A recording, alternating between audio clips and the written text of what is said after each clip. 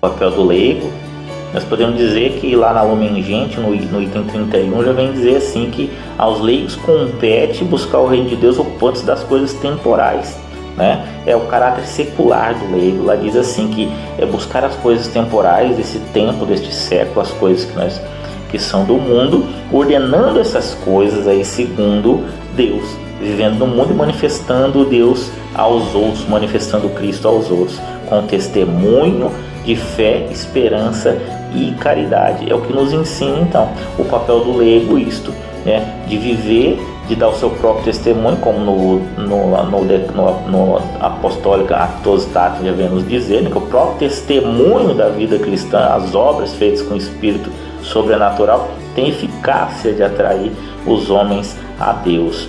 Então, nos dá essa liberdade associativa, né? O concílio já nos dá isso aí, e essa liberdade de nos associarmos, né? Como está no Código Canônico 215-16, né? Que os fiéis têm o direito de fundar e dirigir associações, de favorecer a vida cristã, de se unir para promover a espiritualidade. Tem essa liberdade associativa, ela é um verdadeiro direito do leigo, né? Isso não emana da autoridade, isso é promano do batismo, né? Como o documento Christi Fidelis Lais nos ensina no item 29. Então, é que nós possamos, como leigos e leigas, seguir esse mandato de ser testemunhas no mundo, na nossa ação no mundo. Devemos ter em mente que o cristão que possui uma experiência verdadeira com o amor de Jesus, nada contra a maré. Tenha certeza, a convicção deste amor que quer que todos conheçam da mesma forma, seja na ministração de uma palavra, seja no curativo de uma ferida que tantas vezes é fética, seja em cortar uma barba, o cabelo, lavar uma roupa, ensinar. Lembro-me que quando eu estava grávida, longe de todos, sem ninguém conhecido por perto, o Ministério para as Famílias lá de Brusque, Santa Catarina, me encontrou em uma missa e me convidou para o curso com o pediatra, onde aprendi a dar banho, trocar, dar de mamar ao meu primeiro bebê. Isso é laicato. Isso faz com que as pessoas se sintam atraídas por Jesus, se sintam tocadas, amadas e sentem que são importantes. Nossa missão é espalhar esse perfume de Cristo onde quer que pisemos, ter um olhar amplo e alcançar os que mais precisam, aqueles que se sentem só, aqueles que estão desamparados. Por isso, irmãos, vamos juntos levar este amor de Deus que transcende a palavra e alcança o toque em cada um daqueles que se achegam a nós. Olá pessoal, eu sou a tia Celi, faço parte do grupo de oração Bom Pastor, de Sorriso. Eu sirvo no Ministério para as Crianças e sobre isso que eu vim falar com vocês hoje. A linda missão que nós temos de evangelizar as crianças, os adolescentes, esse chamado que Deus me fez, que é um chamado maravilhoso, onde Deus fala através do simples para as crianças, onde Jesus fala, para entrar no reino do céu precisa ter um coração de criança. Então assim, é maravilhoso servir a esses pequeninos, levar o amor de Deus de um jeito simples, onde a gente aprende às vezes mais do que leva para eles. Então assim, você que ainda não serve no ministério, venha se juntar conosco, venha servir nesse ministério, beleza? Deus abençoe, amém. Então, após o Concílio Vaticano II, muita coisa foi acontecendo, né? Com essa grande abertura para a ação leiga, né? Para as associações leigas. Então houve aí o afloramento de muitos movimentos, de muitas ações leigas dentro da igreja, né? E após aqueles documentos do Concílio Vaticano II, que nós já falamos que propiciaram esse entendimento, essa prática do entendimento teológico sobre o leigo, acontece no ano de 87 para 88, 87, 88, o sínodo, né? Sobre os leigos, né? Um sínodo da igreja com relação ao leigo, ao laicato, e do qual surge um documento chamado Christi Fidelis Lais, né, que é a exortação apostólica pós-sinodal, após esse sínodo. Então esse Christi Fidelis Lais, ou seja, o leigo fiel a Cristo, um documento que vem trazer mais do que trazia o apostólico Actos Datum, que falava basicamente da missão do leigo, mas aqui além da missão nos trata muito com relação à comunhão do leigo com toda a igreja, né? Então o concílio vem trazer isso aí, esse documento do Christi Fidelis Lais, muito baseado em todos os documentos do concílio, claro, né? E no item 2 vem dizer que os padres sinodais, né, de olhos postos no concílio, têm continuado a observar que esse florescimento, né, de movimentos que vão rejuvenescer a igreja, suscitando assim a participação de tantos fiéis leigos. Eles chamam no Christus Delis Lais de um florescimento de grupos e movimentos de espiritualidade laical. Como inspiração, os documentos do Concílio Ecumênico Vaticano II e as muitas realidades da Igreja do Brasil, é possível conscientizar os cristãos para a dinamização da evangelização, a fim de transformar as estruturas da sociedade, dando novo sentido à vivência e ao seguimento de Jesus Cristo. A índole do leigo e da leiga é o mundo secular, que ele deve assumir e viver a verdade e defender a justiça, com a mesma vontade e o mesmo amor de Jesus Cristo.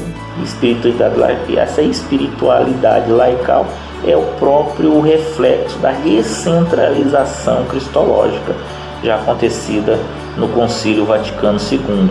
E essa recentralização cristológica vem mostrar que a vocação à santidade ela não é reservada a um setor da igreja, né, aqueles ministros ordenados somente, né, mas é um chamado universal a todos os batizados sem exceção.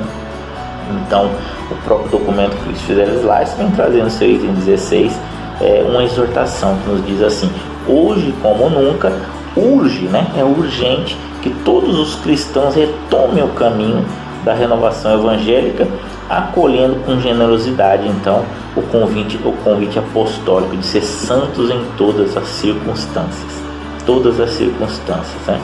Então, esse chamado à santidade como um reflexo de toda a recentralização da igreja em Cristo, traz aí então novamente o papel de destaque, a missão de destaque do leigo, que é viver a santidade e levar a santidade aos outros.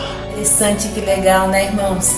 O leigo, ele pode e deve dar a sua participação dentro e fora da igreja. Louvado seja Deus por tudo aquilo que nós ouvimos ao longo desses vídeos. Louvado seja Deus pela graça de podermos falar da nossa missão e do nosso chamado.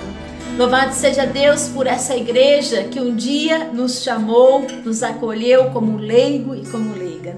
E nesse momento de oração eu quero pedir que você, junto conosco, possa agora pedir um revigorar no Espírito Santo. Vamos pedir juntos que o Espírito Santo venha agora avivar a nossa fé, avivar a nossa força, nos fortalecer verdadeiramente, que esse vento impetuoso possa agora adentrar na sua vida e nos conceder um genuíno batismo no Espírito Santo agora. É isso que nós precisamos neste tempo de pandemia, onde tantos estão fracos, tantos estão mornos, tantos estão caídos, tantos estão com medo, sem esperança. Então diga comigo: eu quero, Senhor, eu quero ser renovado, eu quero levantar. Vem vento impetuoso agora, adentrando neste lugar, nessa pessoa, que tu possas agora, Senhor, levantar essa pessoa que está nos assistindo agora. Entra nesse ambiente, Senhor, e faça acontecer a graça de Pentecostes. Eu te convido a colocar a mão no seu coração. Eu te convido a se recolher agora e dizer: ó vento impetuoso, venha neste lugar que é o meu coração agora. Cante conosco isso agora. Vento impetuoso, vem neste lugar. Fortalece o que é fraco com o teu poder. Sim, Jesus, vem. Rasgue o céu, meu Pai, sopra hoje aqui. Vem Espírito Santo. Ó vem, ó vento impetuoso. Vem com toda a sua força, acolhe, Senhor, a nossa fraqueza agora. Ressuscita-nos, Senhor, nesse dia. Faça-nos fortes, Senhor. Faça-nos, Senhor, fortes, encorajados, Senhor, para nos lançar, Senhor, aquilo que Tu queres. Teu poder, rasgue o céu, meu Pai,